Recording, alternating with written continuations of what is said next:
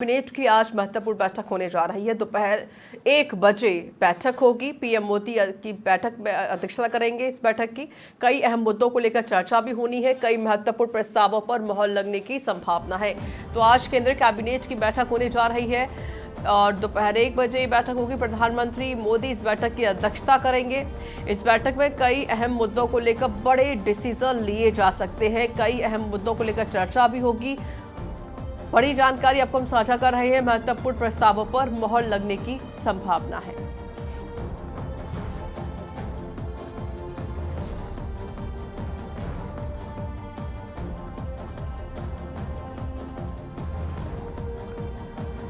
आज केंद्रीय कैबिनेट की बैठक होने जा रही है।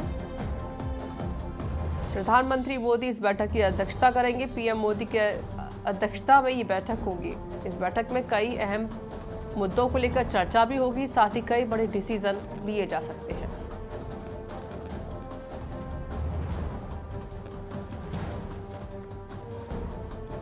हमारे साथ संवाददाता शाहिद रजा जुड़ गए हैं।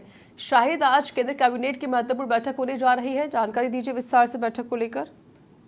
आज केंद्रीय कैबिनेट की जो बैठक होने जा रही है, बैठक लगभग 1 बजे शुरू होगी। प्रधानमंत्री नरेंद्र मोदी इस बैठक की अध्यक्षता करेंगे और कैबिनेट की केंद्रीय बैठक तो काफी महत्वपूर्ण मानी जा रही है। संसद के मानसून सत्र के बीच हो रही इस बैठक को बेहद अहम माना जा रहा है, क्योंकि इसमें पेपर लीक के खिलाफ सख्त कानून, फास्ट ट्रैक कोर्ट के गठन समेत कई महत्वपूर्ण प्रस्तावों पर चर्चा होने की संभावना है।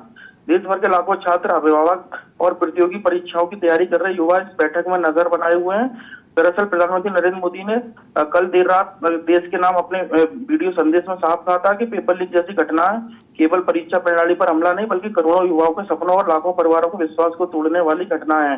प्रधानमंत्री ने भरोसा दिलाया कि दोषियों को किसी भी कीमत पर बख्शा नहीं जाएगा। उनके खिलाफ सबसे बड़ी कानूनी कार्रवाई की जाएगी। प्रधानमंत्री ने यह भी बताया कि सरकार ने सबसे पहले छात्रों का 1 साल बचाने को प्राथमिकता दी। इसी के तहत रिकॉर्ड समय में करीब 22 लाख परीक्षार्थियों के लिए दोबारा जो परीक्षा आयोजित कराई गई और 19 जुलाई को परिणाम भी घोषित कर दिए गए। लेकिन सरकार की कार्रवाई यही नहीं रुकेगी। अब अगला कदम उन लोगों को जल्द से जल्द सजा दिलाना होगा जिन्होंने पूरे परीक्षा तंत्र को नुकसान पहुंचाया। अगर सूत्रों की माने तो सूत्रों के मुताबिक आज जो कैबिनेट बैठक के सामने फास्ट ट्रैक कोर्ट के गठन और परीक्षा में गड़बड़ी करने वालों के खिलाफ और अधिक कठोर दंड का प्रस्ताव भी रखा जा सकता है। यदि इसे मंजूरी मिलती है तो पेपर लीक जैसे मामलों की सुनवाई विशेष अदालतों में तेजी से होगी और दोषियों को कम समय में सजा दिलाने का रास्ता साफ हो सकता है। साथ ही जांच एजेंसियों के अधिकार बढ़ाने, संगठन गिरोह पर कार्रवाई और परीक्षा प्रक्रिया को अधिक सुरक्षित बनाने जैसे प्रावधानों पर भी विचार भी हो सकता है। जो आज की बैठक है, बैठक के प्रधानमंत्री नरेंद्र मोदी के अलावा गृह मंत्री अमित शाह, रक्षा मंत्री राजनाथ सिंह समेत तमाम जो केंद्रीय मंत्री हैं वो शामिल होंगे और संबंधित मंत्रालयों के वरिष्ठ अधिकारी भी अपने अपने प्रस्तावों के साथ इस बैठक में, कैबिनेट बैठक में मौजूद रहेंगे। पेपर लीक के अलावा भी आज की बैठक में जो है देश की अर्थव्यवस्था, बुनियादी ढांचे, रेलवे, कृषि, डिजिटल इंडिया, स्वास्थ्य, शिक्षा, रोजगार, सामाजिक कल्याण और विभिन्न राज्यों से जुड़े विकास कार्यों पर भी चर्चा होने की संभावना है।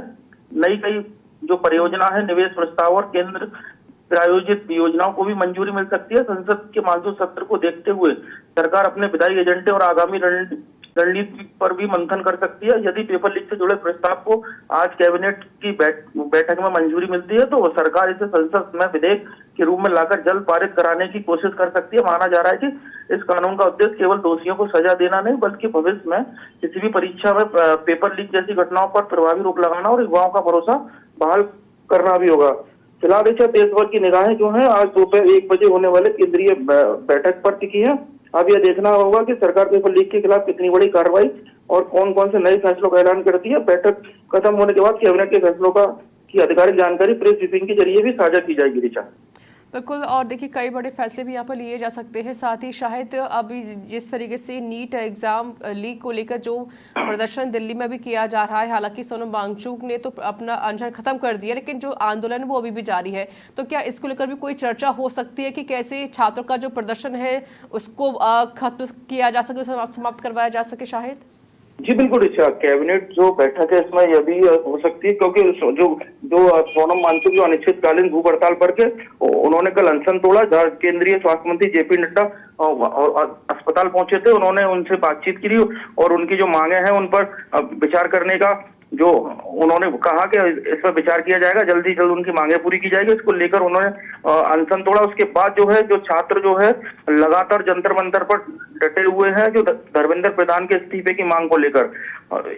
इस पर भी चर्चा होने की संभावना है, कैसे छात्रों को मनाया जाए, कैसे वहां से जो जंतर मंतर से जो धरना है वो खत्म कराया जाए, इसको लेकर भी इस कैबिनेट बैठक में मंथन किया जाएगा। ऋचा, चलिए, बहुत बहुत शुक्रिया आपका अधिक जानकारी देने के लिए शाहिद।